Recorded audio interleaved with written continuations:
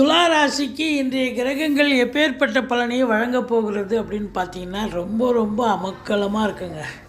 எந்த ஒரு காரியத்தை எடுத்தாலும் அதை சக்ஸஸ் பண்ணுவீங்க.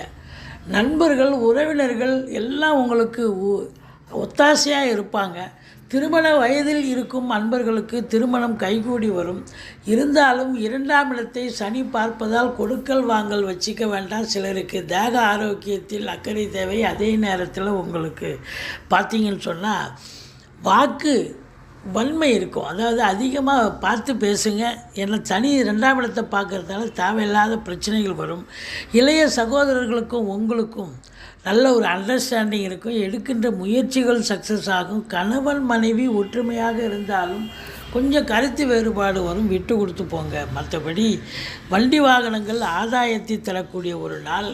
சொத்து பத்தில் இன்வெஸ்ட் பண்ணுவீங்க. ரொம்ப சந்தோஷகரமான ஒரு